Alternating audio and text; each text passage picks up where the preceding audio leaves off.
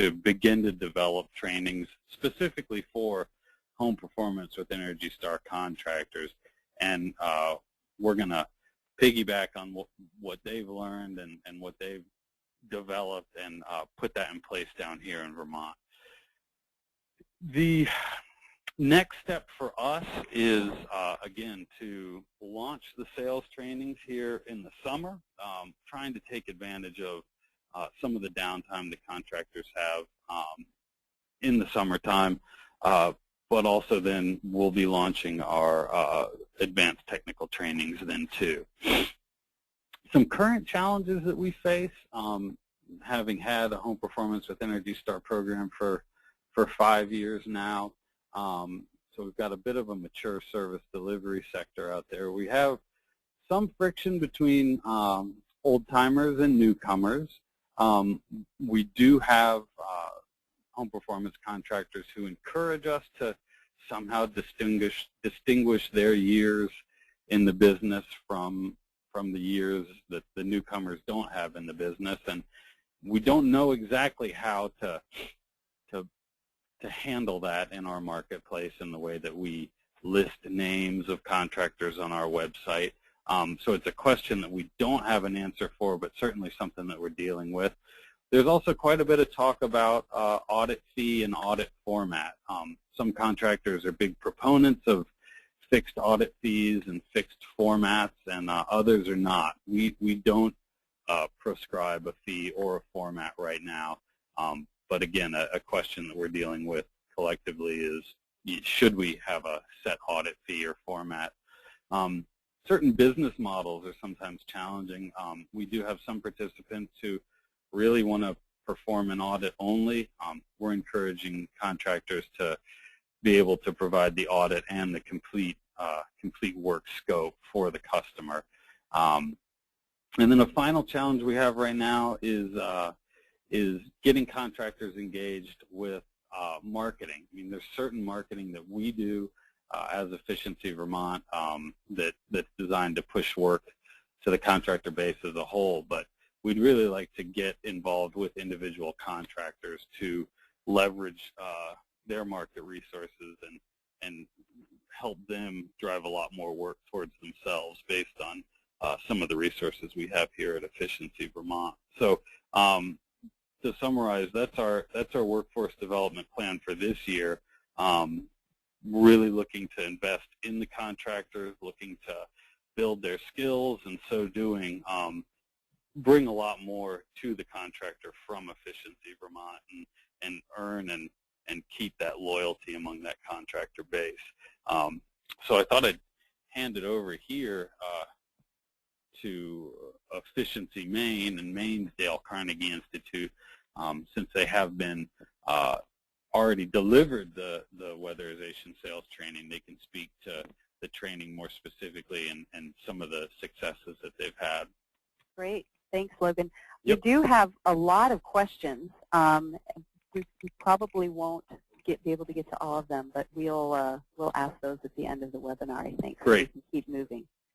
Thanks, everyone, for your questions. There's some really good ones out there, and we'll try and group them and get to as many as we can. All right. So Andy Meyer and Dave Stearns are next. Andy Meyer is Efficiency Maine's Manager of Residential Programs. His purview includes residential weatherization, lighting, appliances, heating, solar, and wind programs.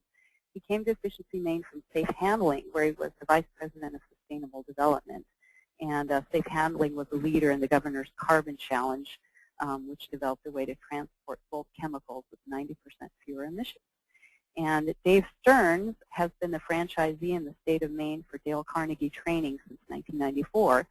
He's an internationally certified master trainer for the Sales Effectiveness Competency for Dale Carnegie and Associates. And he's conducted sales training throughout the U.S. as well as in other countries such as Canada, Korea, Scotland, Mexico.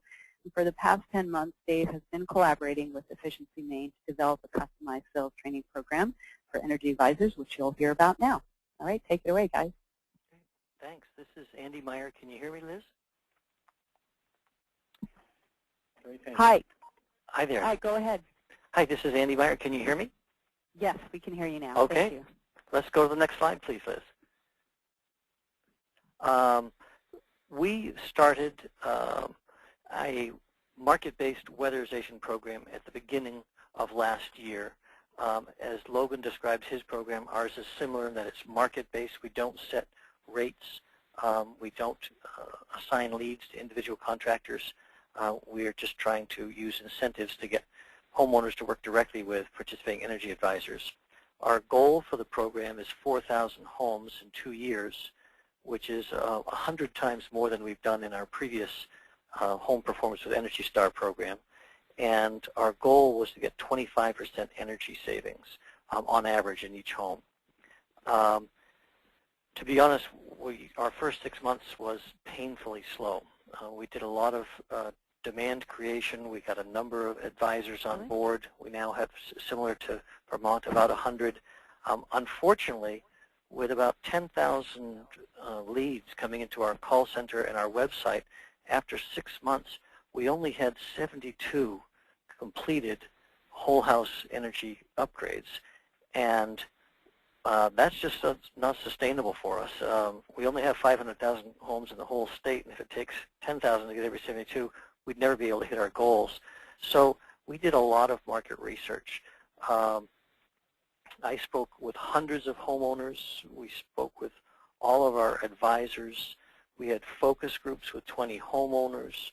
We set up an advisory board, which is still going strong, which included our peers and utilities, educators, oil dealers. Maine is mostly heated by oil heat.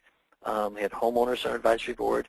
We had a trade association that's specifically oriented toward residential weatherization. But the most important market research we did was actually shadowing participating energy advisors in the home, and that's when we developed a critical insight. Liz, if we have the next slide, I would talk to that. What we realized was there was, kind of think of it as 2 one-act plays going on at the same time, the same stage, but no interaction. On the one hand, we had the energy advisors very much focused on how could they justify their $500 fee for a half-day's work, something they were very uncomfortable and insecure about. And so their focus was trying to show off to the customer their building science expertise. So they were showing instruments and talking about ASHRAE 62.2 and trying to find as many problems with the home as they could to demonstrate how valuable they were. Simultaneously, the homeowner, who had no doubt that the energy advisor was competent, that was not a worry that needed to be addressed. They were worried about something very different. They were worried about the biggest investment they've ever made in their life, their home. Did they buy the right home? Had they maintained it properly? They were worried about whether or not they were good homeowners. And I remember one moment particularly poignantly was after we had been going through every nook and cranny of this beautiful trophy home that had been beautifully maintained, and we'd found some magnificent opportunities to improve energy efficiency. It was just a perfect goldmine of an opportunity. The homeowner asked, how many, what are you finding? And the energy, of course, they can have, do I have a good home? And the energy advisor, trying to demonstrate how good he was at finding problems, sighed and said, oh, we're finding lots of problems. And I realized at that moment, and just so you know, we never upgraded that house. I realized at that moment that we had, just as Logan said, we had done a good job of helping facilitate technical training, building science, but we had not trained them in how to communicate with the homeowner. So we did a national search. We look at the next slide, Liz. We found folks all over the country, and I kind of break this into a 2x2. Some of the folks didn't know weatherization, but they had a very sophisticated professional sales model. Some people knew weatherization, but their sales model was more gimmicks and closing techniques and ways of tricking homeowners. It wasn't a professional sales model. We were able to find a couple of organizations that both understood weatherization, so they could speak the lingo, and understood a professional sales model. One of them was in San Diego. It's Gentry, who will be presenting shortly, And the other one happened to be, ironically, right in Maine where we are located. So that turned out just to be ideal. The one in Maine was Dave Stearns, who is the president of Dale Carnegie of Maine. So we ended up partnering with Dave, and if you see on the next slide, the results were pretty significant. If you remember, our goal was 4,000 homes over 2 years.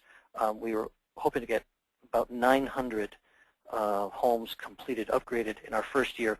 We ended up doubling our goal, and we had 1,800 homes weatherized, whole house energy upgrades in the first year. And so that we were two times that goal. And if you remember, our goal was 25% energy savings. We ended up with an average of 36% energy savings for the average home. So we were very pleased with the results. If you take a look at this graph, you can see how many upgrades we were getting done as percentage of the audits that were being done. And for a long time, we saw about half of the audits would end up reserving rebates, and about half of the rebate reservations would result in completed jobs. So we were somewhere around 20% of the audits would end up in an upgrade. We did the sales training, Dave Stearns did, in the summer, August and September, and you can see what happens. Shortly after that, the participating energy advisors were talking differently with homeowners, and they started to close jobs and complete them, so that our close rate by the end of the year was 60%, meaning 60% of the audits resulted in a whole house energy upgrade. So we were very, very pleased with the results of our sales training. I should note that we'd had a number of other initiatives during that same time period, but the sales training was definitely one of the key factors that helped drive the program success. To give you a feel for what was in that training, I'm going to turn things over to Dave Stearns, who's the president of Dale Carnegie, Maine. Can I insert a quick question here? Someone asked a question about this graph, and it looks like the year on the graph is 2014. So the question was this is this graph supposed to be for 2010 or 2011 or what year? It is supposed to be 2010. Yes, I'm 2010. You can't see that. Yes, that was. Thanks for the question. Just wanted to clarify that for folks. Thank you. Thank you. All right. Go ahead, Dave.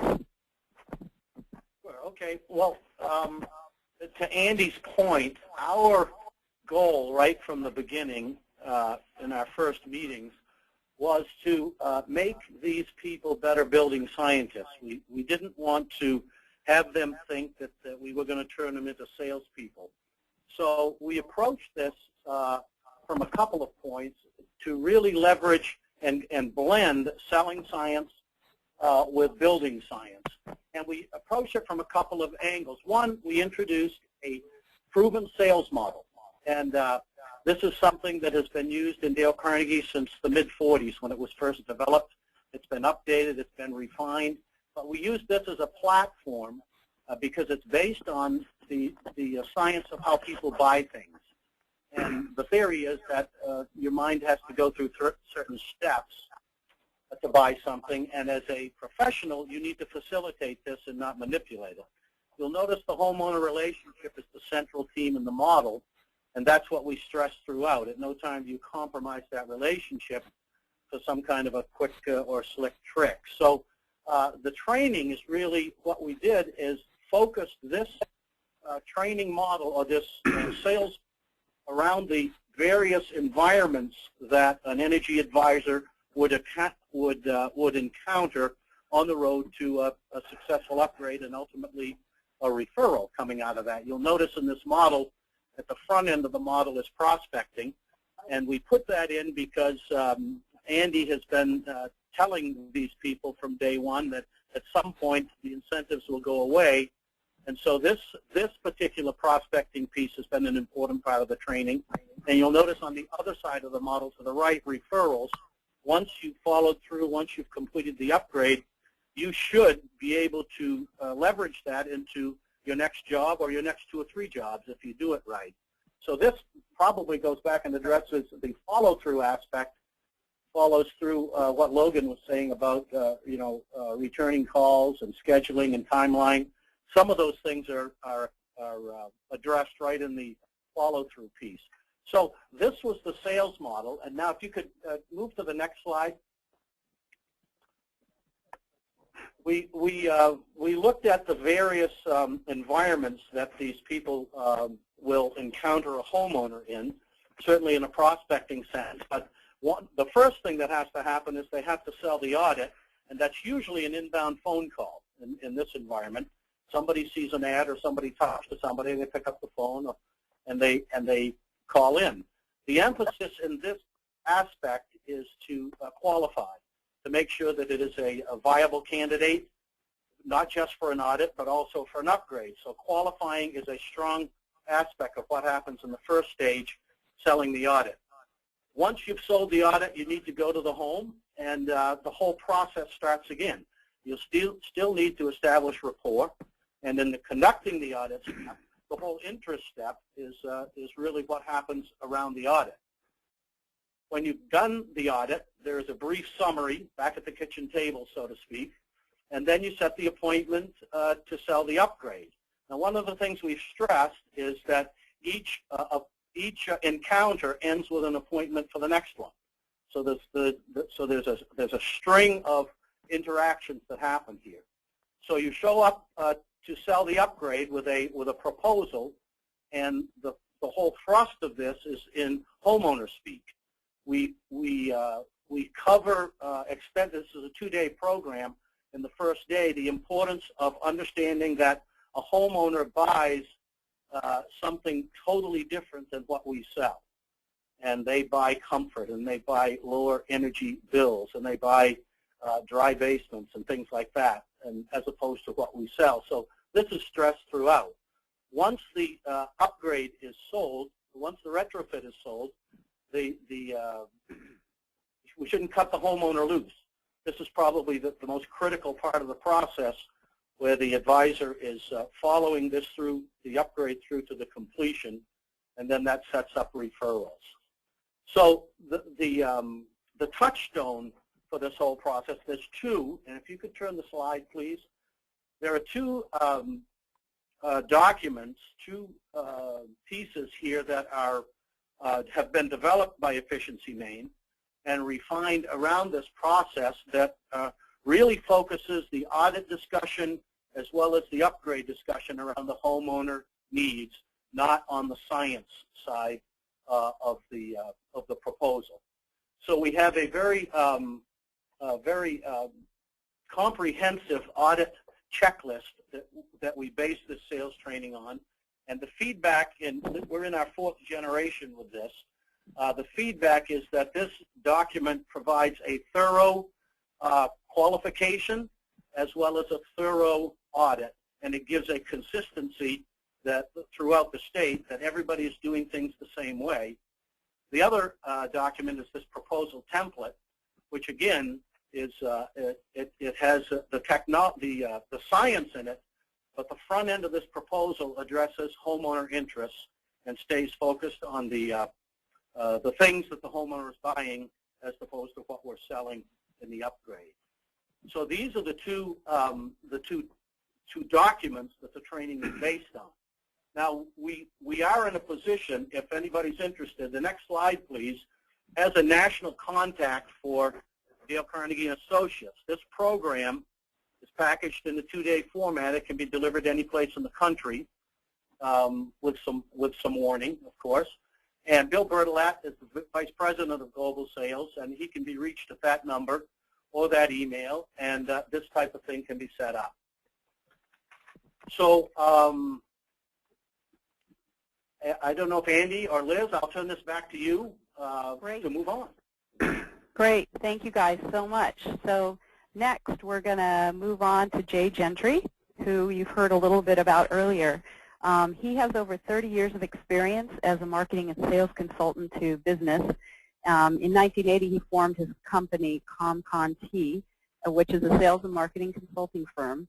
And he's worked extensively with leading companies in the building products and home improvement industries.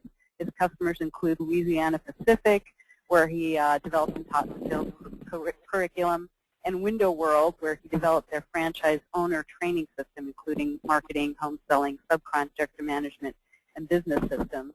Window World sold over 1.2 million replacement windows in 2010. So Jay, take it away. Thank you very much. Can you hear me? Yes. Before I go on too far, well, first of all, congratulations to Maine and to Vermont for recognizing and being successful with the program. You can change the slide if you would, please. As Liz said, I've been involved in sales and marketing for a long time, and because I have grandchildren and would like for them to have the planet, I got involved a few years ago in directing and moving toward home performance, or that sort of piece. I live in Carmel, California, by the way, a little north of San Diego, but we were, Andy and I met back at the back lobbying for the Homestar bill last year, and I'm a Californian, but a little further north. About today's webinar, about my piece of it, I believe that most of the people on, or many of the people on, are program managers, and ultimately you're responsible for the results of your program, for getting people through it, for getting energy efficiency, remodeling done, and lowering energy bills.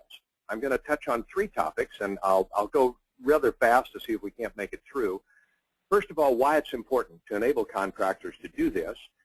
Secondly, I'm going to share just a little piece of, but a very important piece of, the training models that I build around, which is a question-centered sale process, because in 2011 people are used to getting information as opposed to getting sold, and that's what Andy referred to, that he saw was going on in a home, as opposed to enabling. There was the attempt to sell. And then finally, I've just got one slide, but I thought I would give you some what my perspective is on how you should go about choosing and managing a resource to develop your training for the different programs that you're responsible for. The objectives of my part of the presentation, and you can change now if you would please, will be to have a few ahas take place, have you go, wow, that's kind of interesting, and then hopefully to give you some ideas on how to make choices and how to move forward. Consider this, and click again. I guess we've got some animation in here. Why do such a high percentage of contracting businesses fail? Now, this is true of home performance contractors and others, and in particular in this industry of people who try to take their design-build business and turn it into a home performance business. And if you change slides, please. It's really almost never that they fail because they can't do the work. We train them to do the work. Where they fail is because they are either unable to reach enough or get in front of enough prospects, unable to convince those prospects or sell those prospects that they do get a chance to talk with, or unfortunately, when they sell one, unable to manage their own business in such a way that they have enough profit not just to pay themselves something, but to invest in finding the next set of prospects. So it's really a failure of, and change the slide please, of either marketing, sales, or their ability to do business management. That really is the gap. As Liz pointed out, and her organization is about making this happen. She's a part of this. There's already a large pool of people who are home improvement contractors, and they're very interested in switching over and doing the home performance. There are money and programs to train these contractors. That's what probably most of us on the call today are involved in, trying to spend that money wisely. Certainly the public is more aware of it. The recent disaster in Japan just puts more interest and energy behind it. And there's a variety of incentives for homeowners to act now. Just recently, SMUD, which is a Sacramento Municipal Utility District out here, raised their program to where you can get $1,500 for doing prescriptive measures, which is just doing things off of a checklist in the right order, and up to $9,000 back for getting a 50% improvement in your in the HERS index. But still, in order for these contractors to succeed, even with the deck stacked as it is toward them, if they can't find and qualify a stream of customers, educate and sell them a closed percentage, a reasonable one, and then deliver on their expectations with margins, and change the slide, please, then they won't make it. There are a bunch of things. Whoa. All right, that was my fault. Anyway, there are a bunch of things. What contractors need to do is answer all of these questions, and there's more than we'll answer today, but what business am I in? What should I be managing? Why do people buy? How do I differentiate myself? Am I making any money? Those kind of things, and change it, please. Today, I just want to touch on a couple of them that I think are particularly important. Why do people buy? How do I differentiate myself? And then what questions do I ask? Change the slide to uncover the needs. We'll get a quick look at, it's a little more complex than the Carnegie model that Dave shared, but it's the same kind of process. I teach that you need to start out, which would be the opener, the rapport building. Then the first responsibility is to discover what the customer is interested in. Then you figure out how to present it, handle objections along the way, get agreement, you build rapport, et cetera, throughout. If you'll change the slide again, this whole process, as is any process, is about getting to bat more often, raising the batting average when you do get to bat, and if you can increase the slugging percentage and wind up with larger contracts and not just do a little bit at a time, you're better off as well. Slide change, please. So why do people buy? There's a lot of research on the customer decision-making prospect where they recognize they have a need and then they need information, but they don't want to talk to anybody. So that's, we've all said, just looking, thanks. We don't want to talk to a salesperson. But then they have to listen and on down through the process. But it reduces itself, or it can be reduced to the barriers you have to overcome to make a sale are no need, no trust, no hurry. What we find a lot of the contractors that I've worked with doing is trying to build on the trust part by showing how smart they are, by selling the benefits of doing the work, all of the things that they found, without going back and building the need. And I'm speaking about the need from the perspective of the homeowner. Change the slide, if you would, please. There are a lot of different ways of breaking down what I call the categories of need. This is one that I use. It'll take a couple of slides here. But they may already exist in some of the literature that you've got, which is fine. It can be moved around a little bit. But basically, I like to think of the home as performing for homeowners. Sometimes it's not as comfortable as they'd like it to be. It's too hot or cold, or there's cold spots or uneven temperatures, or they're worried about their health. They're having allergy problems, or there's funny smells, or they got moisture coming in. Another way your home performs is it may be too expensive to keep it cool enough or hot enough to make you comfortable. Or the electric or gas bills may be higher than you want them to be, and you believe that we ought to be able to, change slide please, that we ought to be able to live in this home more comfortably. There are a whole group of homeowners, though, for whom they look at it as a financial opportunity. Either save money short term or every month. There's obviously the rebates and credits, and hopefully the PACE programs will pick up again.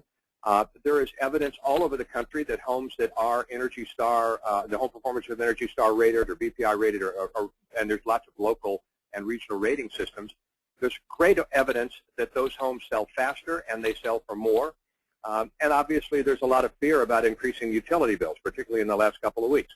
There are some homeowners out there who are interested in having this kind of work done because they believe in the concepts. They want to do their part to save the planet. They want to advance the industry. They want to, they want to do the right thing. And there are still others for whom it's you literally hear people saying, could we put the solar panels on the front of my house so my neighbors can see it?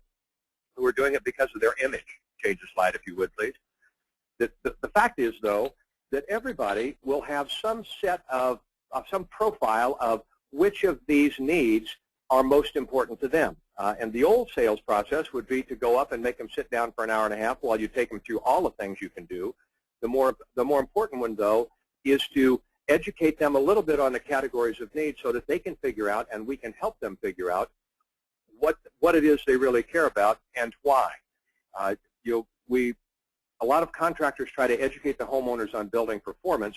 The more important educating is educating them on what they care about and why. Slide change, if you would, please. This is about, and we can change it again right away from here. So what I'm going to do is just share with you a little bit about discovering wants and needs. First of all, you need to understand what it is you want to learn. And there's some training that can be done for people on what to observe. There's a lot of things you can see driving up to the home. There's a lot of things that you can ask on the phone when they call in with the possibility of you're coming in, so that you don't go in blind. And then you need, and I teach, a set of topic questions that are around what you want to learn, the things you can observe, and also you want to ask some questions around ways of differentiating yourself, so that you can solve the old-timer versus new guy issue that Logan brought up when he talked about his. If you change slides, please.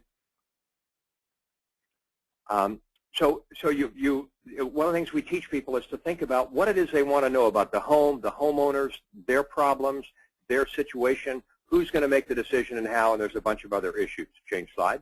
a bunch of other issues that we work on and we go through. Strategic questioning is what I want to talk about. If I were to question you strategically, I would ask things like, tell me about the responsibilities you have in the program you have, or what's changed in the last few months or year. In fact, let me ask that. Nobody can answer, but think about it. What's changed in the last few months or year? Or answer the question, this web exchange or my visit to your home today will be perfect if, and ask them to respond to that.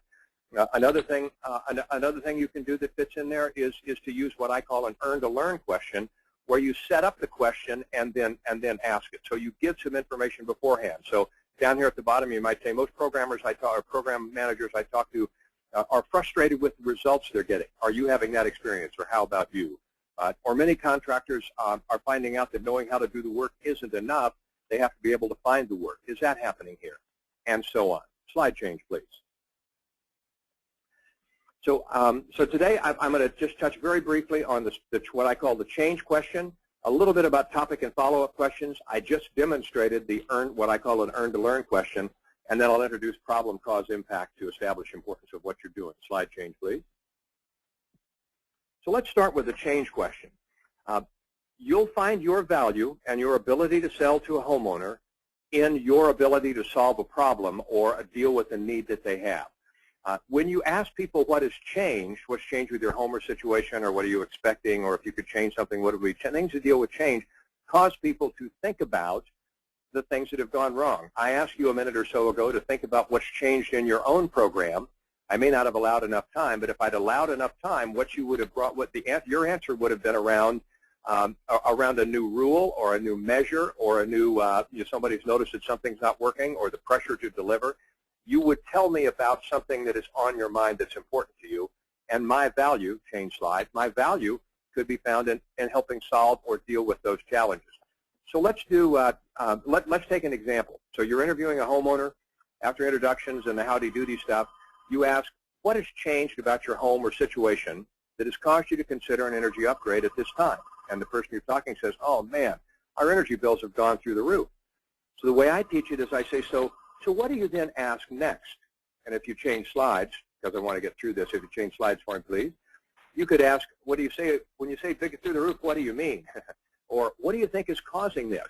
Or what are you doing about it? What kind of actions is it forcing you to take? What specifically you're considering? So what we're teaching is the interactive process for a contractor to uncover something and then dig into it. Because if you dig into it and keep asking questions about it, the homeowner will take you to what's really important to them and exactly what they meant. For example, let's say instead of saying they've gone through the roof, they say, oh, we're about to have a baby, or my grandmother's moving in with us. Change the slide on that, if you would, please. What would you ask next to that?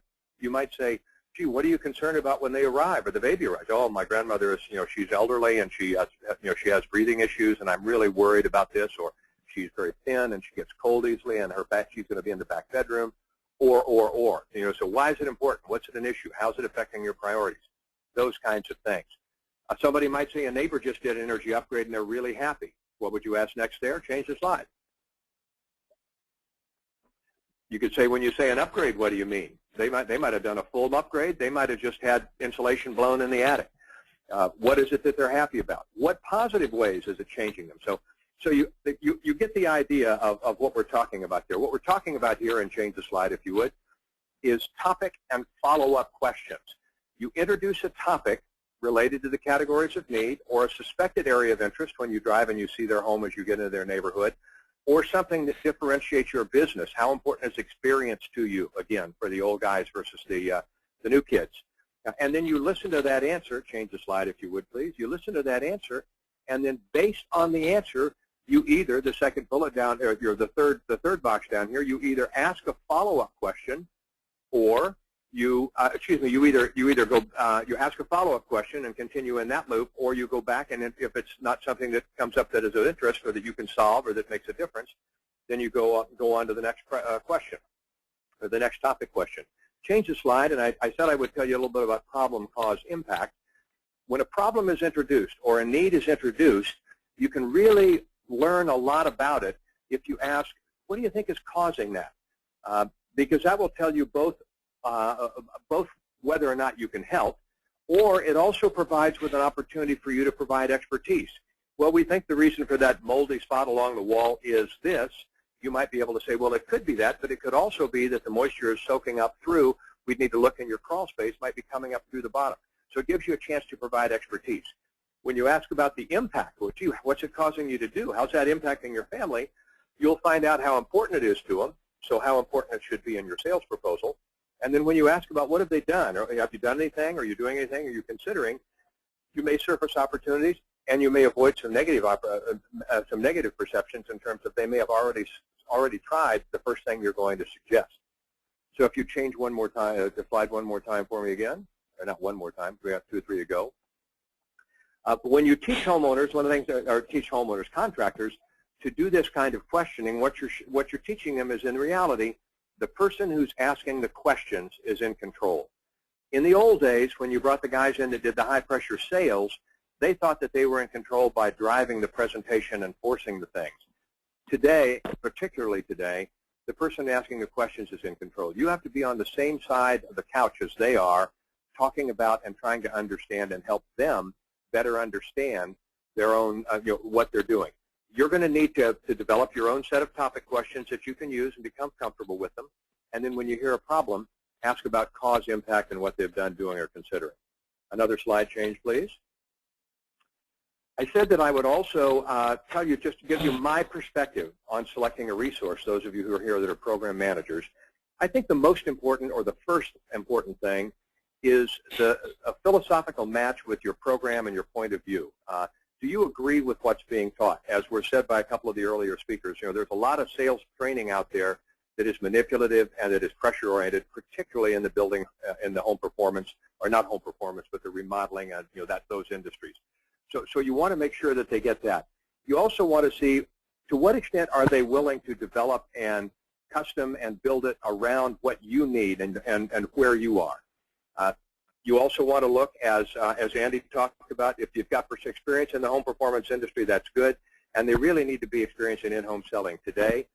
And then my final thing would be, you want to look at a business model and investment that allows you to look at what it's going to cost or what you're going to have to invest to get the program developed and tailored for you, as we all do. And then there's a cost associated with launching it, ramping up, and then there's an ongoing cost associated with teaching it. If they will train you to teach it and train the trainer so you can take over that control, that saves you that. And then you want to find out if you will own the materials. Will they sell you the rights to the materials so that you can modify it and keep it going for years and years without having to pay them as you go forward? Those are the things I would recommend. Last slide, or next to last slide anyway, which is this is where you can find me. That's my office number. That's my email address. I do have a website. I don't focus on home performance on my website because, as I said, I'm much broader, and I work with some big companies on the other side. This is my passion and where I want to be doing more work. And then if you hit the last slide, I'd like to, my suggestion would be to get out there and listen. And thanks for listening to me. Great. Thanks a lot, Jay. We really appreciate that presentation. So we know that some folks have expressed concern because audio has been cutting in and out for some people. So yes, the webinar will be online. You can see the website there, the energy.gov Solution Center. So make sure to check that frequently for updated. This webinar and other webinars will be available on the Solution Center for download. And you can see here is a list of upcoming webinars, low-interest retrofit loan programs for multifamily, QECBs, etc. So let's go into the questions. We had a lot of great questions, and we have about 25 minutes left. So we're going to start. We're going to kind of go back to the beginning to Logan. And Logan, someone asked if you could go a bit more into what marketing and incentives Efficiency Vermont is offering, and how these incentives and how the marketing efforts have influenced contractor loyalty. Can you talk about that? Absolutely. Over the last 2 years, we have made a pretty dramatic change to our incentives. Originally, we offered customers either an interest rate buy down that we worked with a collection credit unions on, or up to $500 back on the cost of the job. It was either 10% up, it was 10% of the cost of the job up to $500. Last year, and I'm sorry, before I go on, each one of those projects we screened individually. We looked at each one on a custom basis. In 2010, we shifted over to what we called a prescriptive rebate approach, where we weren't performing custom incentive analysis on each project. We instead approached the customer with something of a la carte prescriptive menu, where we could say, if you do X, you will receive Y in incentives. And in 2010 and now in 2011, those incentives are up to $2,500. So it's been quite an increase. And what we've noticed is, of course, contractors are really excited about it because it's driving a lot more projects. But removing Efficiency Vermont from the process of custom analyzing the incentive for each project has put a lot of project ownership into the hands of the contractors. So right away at the customer's house, they can tell the customer what their incentive level is likely going to be, and it helps them drive the sale more effectively rather than taking the data, giving it to us, letting us calculate an incentive, and then getting back to the customer. And so the incentive changes there have been very well received by the contractors. It's put a lot more of the job in their hands and lets them control the sale of the project much more effectively. As for marketing, we had originally, early on in the program, tended to focus marketing efforts at the fall time of the year when the phones would start ringing anyway. We would take advantage of the cool weather here in Vermont, getting weatherization on people's minds. But starting last year, we had some new goals we needed to hit, and we had a lot of contractors who wanted some more work in spring and summer of the year. So we put together a real comprehensive year-round marketing campaign with specific messages geared towards the seasons. And so in the winter, it's pretty easy to come up with an image or a message about heat loss or the price of fuel, icicles on the house. It's new territory for us to start to think up spring and summer messaging, but what we have seen in Vermont is that more and more homes are including air conditioning, either in new construction or in a retrofit situation. So we're beginning to have some messages around being warm in the winter, cool in the summer, that are really starting to resonate with the customers. What we've also found is what we call the word-of-mouth marketing campaign goes a long way to engage customers and contractors. And that word-of-mouth, the idea is that what drives a lot of jobs is having your neighbor tell you about the work that happened, or hearing from somebody how effective a home performance with Energy Star job was for them. And so we ask our contractors to identify customers that they think might be a good word-of-mouth person, but we also survey each customer after a job is done and ask them if they'd be willing to release their testimony to our marketing department. And so we gather, both from contractors and from surveys, a lot of customer testimony that we use in our word-of-mouth campaigns, and that might be a photographic image of the customer at their house with a quote about the effectiveness of the project for them.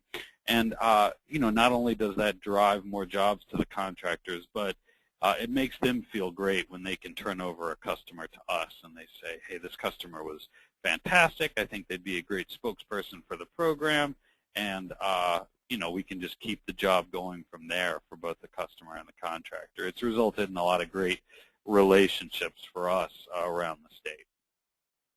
Great, thanks. And we sort of have a question in general, I think, that could go to any and all of you. If you could maybe briefly touch on this if you feel like it. How, in general, have the contractors responded to the availability of sales training? And maybe along with it, sort of how have you, sold the sales training program to your contractors?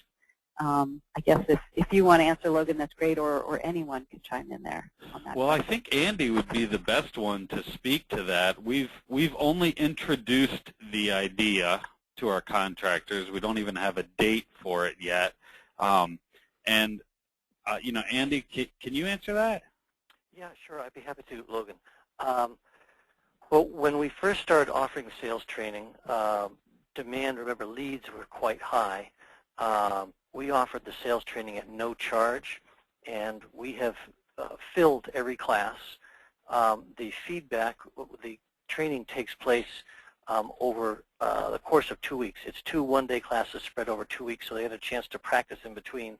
And the testimonial, you've seen the data on the results that works, but the testimonials were very powerful for these energy advisors who had never been given any training on how to interact with consumers, homeowners.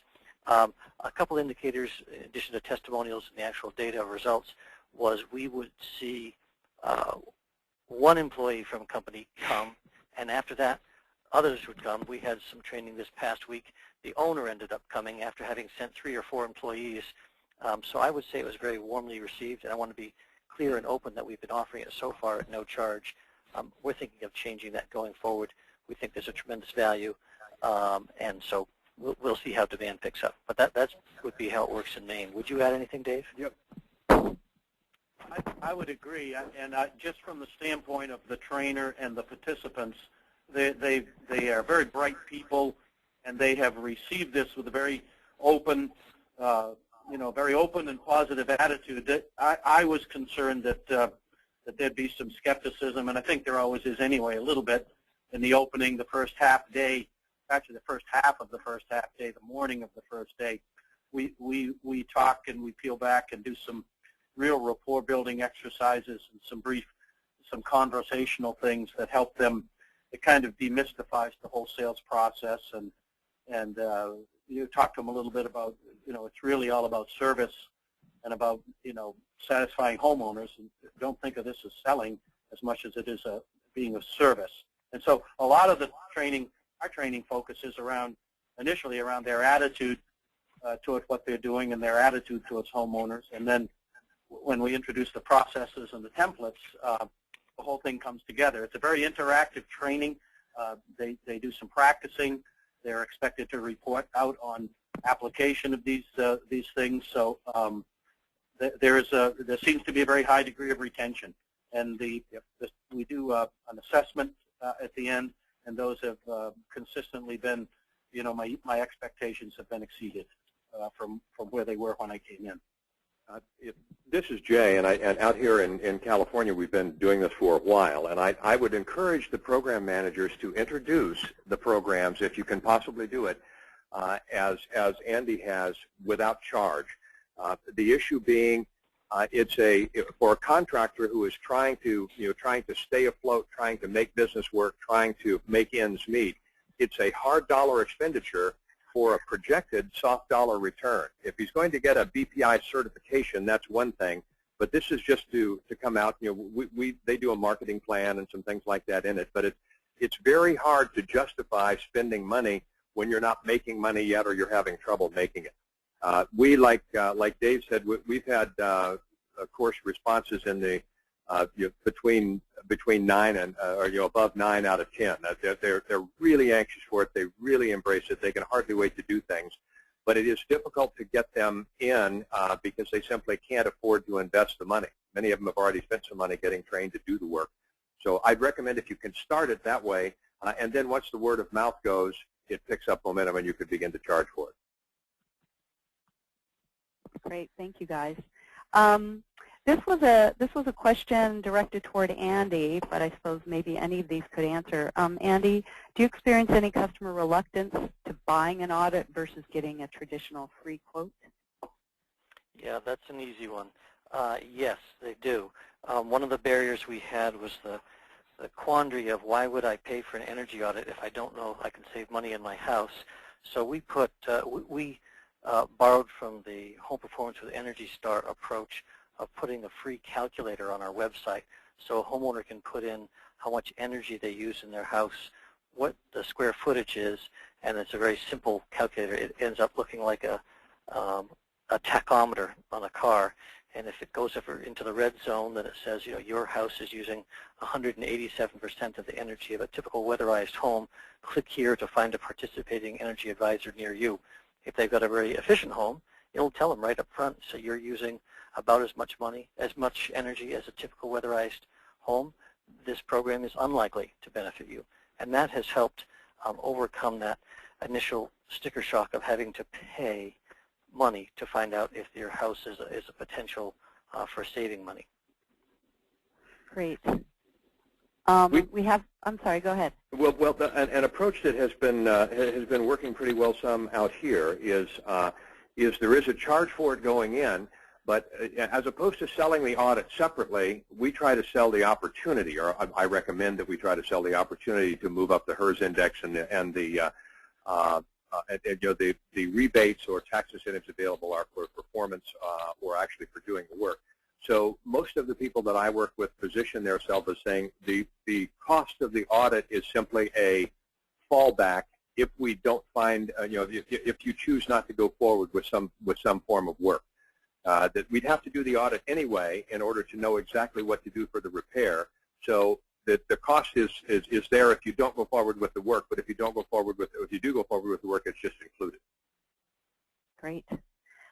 So we have a couple of questions that are sort of related. Question probably to everyone is how are you funding the training if you're giving it away for free to the contractors? You can talk about a little bit about your program funding in brief.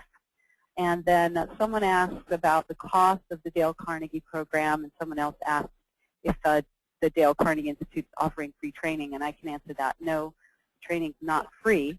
Program managers will have to pay for that, but you can contact the Dale Carnegie folks to get more information about the cost. But so talk a little bit about how you're funding the training and how that works. I guess we could start with Logan and work our way to Andy. Sure. We have an annual budget for the Home Performance with Energy Star program that we can use in a variety of ways that we or I feel as a program manager are going to get us the savings results that we need to meet the performance indicators in our contract. And in the past, we've done a variety of trainings for the contractors, none of which that's as kind of large or as costly as offering the sales training to anybody, but it is something that we just take right out of our operating budget for the year.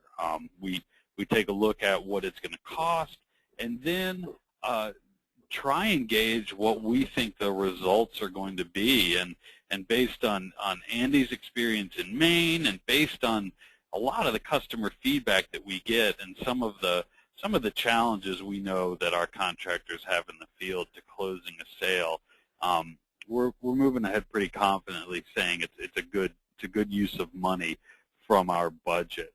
Now, as to whether or not we charge the contractors for participation, we're certainly not going to charge them the full cost. We may ask that they contribute a portion of it so that we can have them get some skin in the game and show up to the training if they say, yes, reserve a spot for me. But for Efficiency Vermont, we just take it right out of the Home Performance with Energy Star operating budget. Great, thanks for that. Anybody else want to follow up on that? Okay, we had another question. This is directed toward, well, I guess Andy and Logan can both talk about this from the program manager standpoint. What is the funding range needed for an energy efficiency program to develop these types of training programs for contractors? I'm sorry, could you repeat that question? Well, people are wondering basically how much does it cost to develop these programs for your, for your program? What's sort of your budget for developing? Oh gosh, Andy, would you want to cover that one? Yeah. Well, I'll take it and toss it on. We were very fortunate by going with Dale Carnegie, and I think Jay Gentry has the same approach. They already had a curriculum, so we didn't have to end up paying anything. It was a great savings to Efficiency Maine to be able to work with an organization that already had a sales model that fit, and then we did some collaborative work, working with Dave Stearns to incorporate the tools, the audit tools, the building science tools that we had. So we were very fortunate to take advantage of the existing class.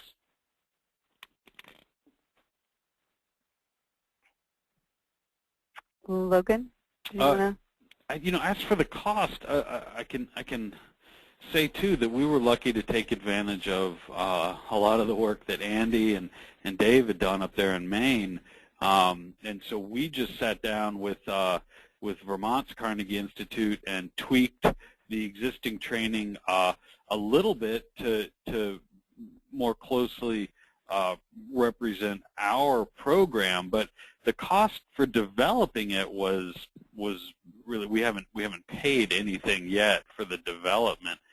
It is actually the delivery of the training where the cost is going to be incurred, and I think the best bet for that would be to contact Carnegie Institute directly to determine what the costs might be.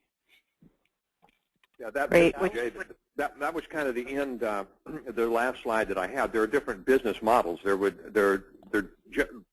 Carnegie and I both have, and others that you'll find around will have our curriculums that we build from or build on. They'll need to be customized, and you'll need to have them work with, I mentioned SMUD out here. You'll have programs where you are that you want listed into it, and there's some customization that goes on. And so that there's some development work, and then there's the teaching, and then there's the ongoing, or whether you own it or not. And so some combination of some investment up front and a daily rate to teach, and either a per student rate as you go through, or if you own your own program, it's just the daily rate, but there's the development cost up front. Gotcha. Folks have been asking for contact information for everyone, and I've been sort of stepping through the slides to provide that. But Logan, can you give us your email address for the record? My email address is lbrown@veic.org.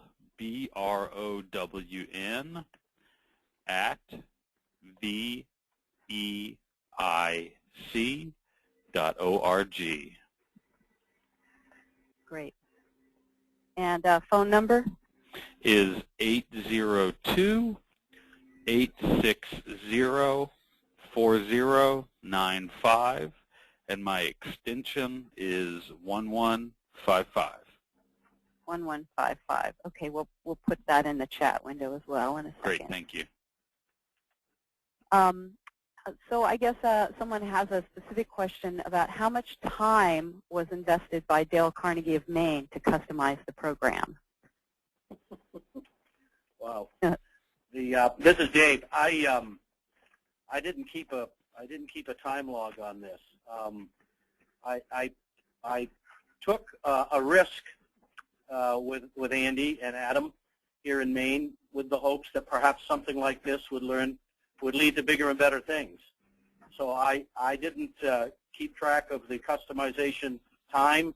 I will tell you this, that it's been done and it's gone, and if the interest is out there, there should be very, very little refinement around the model as it exists.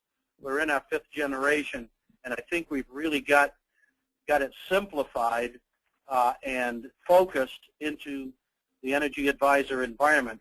I wouldn't anticipate that there would be too much tailoring, and that I don't know what Logan has done with Tim in Vermont, but I would think that this program is ready to go, and we're positioning this as a 2-day program, a 2 consecutive day program, where we would bring the trainer in to deliver the program over the 2 days, and then we would leave, and then it would be left with the state, so to speak, or whoever the offering entity is to leverage that experience. So, but the material is owned by Dale Carnegie, if that's an issue. We own the curriculum. We developed it. We designed it, and so. Great. Thank you. Yeah. We have a question for all of you probably that might be able to be answered quickly. How much does an energy survey or energy assessment typically cost for a residence versus a commercial building, if you know about that? And who typically bears this cost? So this kind of tags onto another question we had earlier. Okay. Well, at least for your program. In Vermont, the fee for an audit is determined by the auditor. What we see on average is between $300 to $500, depending upon the size and complexity of the home and the detail of the report required by the homeowner. And the cost is borne entirely by the homeowner. Some contractors will refund the cost of the audit if the homeowner goes through with the work. Others, sell the audit outright, and that is a fee borne by the homeowner. Gotcha. And this is Andy. It's Andy? the exact same situation in Maine. Gotcha. All kinds of different things done out here in California because it's just a bigger and a more volatile kind of market. I think $300 to $500 is a good range that is charged towards there. But you have some of the larger companies that are trying to get into the market, offering $100 specials or even free. And then you have people that are strictly auditors that sell based on the idea that they don't have any vested interest in recommending any particular kind of work, that go up to $700 or $800 individually. Commercial buildings are generally by hours with the minimum. Gotcha. And here was a question to Andy, but it could also be to Logan. How are you documenting the energy savings? I know that's a big question. I don't know if you can give a short answer. I can give an answer. I'll try to make it short. Okay. Almost all of the energy audits are using Conservation Services Group, CSG's web-based energy modeling tool, Real Home Analyzer. So all of the data is on the web. It's in a database already. It doesn't even need to be submitted to us. When the auditor does the energy modeling, we already have access to that data. When they finish the job, the database is updated in case there are any changes in scope during the project, and our energy modeling database captures all that, so we actually know it by job. We know the energy savings. And we use a program, a web-based auditing analysis and reporting tool that we designed here at Efficiency Vermont called HERO, Home Energy Reporting Online, and the contractor has access to that anywhere they have web access, and they perform the audit, update the information there, and it synchronizes with our data collection system here. And that's how we track the measures, the savings, and also the number of jobs contractors have done, and the sorts of extra measures they may have installed for the customer, like lighting or water conservation measures. Gotcha. Someone asked quickly, how long is Jay's program and how does it compare to the Carnegie program? That's probably something that you can follow up directly with Jay and the Carnegie program and find out more about that. But Jay, do you have a quick answer to how long your program is? I do, because I have the building blocks, but I build what the organization needs, so I can I can do 1 day, 2 day, 3 day. The time-space learning, which is something that Carnegie developed, where if everybody's located in the same place, you can do half day, multiple weeks. In general, I generally teach about a day in the marketing, which is setting up your marketing plan, a day in the sales process skills, and then a day in the business development and management if you want those, but it can move around. Great. And the Carnegie training, if I'm remembering correctly, is it generally a 2-day program? Yeah, it's 2 day. For the national program, position it is 2 days just for availability of trainers and consistency. So yeah, it's a 2-day program. And we cover the whole model. We go from prospecting right through to referrals with time for some interactive role plays and practicing, and they really get into it. They really have enjoyed it. Great. We're just about out of time, but someone asked a question about the energy advisor. Do either of your programs have an energy advisor? We certainly employ that term, but I'm not sure. The energy advisor, oh gosh, how do I answer that? Well, the question was whether the energy advisor does the audit, and do they do the contractor referrals, and are they third party? In that sense, no, we do not have an energy advisor. We publish the names and the locations of all our participating contractors, and we have our customers go directly to a contractor to set up an audit. And from there on out, the contractor owns pretty much a majority of the job up through completion. And upon completion, we would review the work and pay the incentive. But we do not have advisors playing an intermediary role between the contractor and Efficiency Vermont. Gotcha. Great. Well, everyone, this is the end of the time slot that we have, and I know that we didn't get to everybody's questions. So if you want to follow up with me, you can email me at estewart@lbl.gov with questions about when this webinar will be available and any other questions and contact information for the folks who presented here today in case you didn't catch that. And the webinar will be posted on Department of Energy's site, on the Solution Center site. I'm not sure exactly when. Typically, it's probably within a couple of weeks after the webinar date. So make sure to check back regularly on the Solution Center. Thank you so much, everyone, and thank you so much, presenters. You gave a really terrific presentation. We're getting messages of thanks from the attendees. Great, thank you. Thanks, everyone. Thank you. Thank you all. Take care. All right.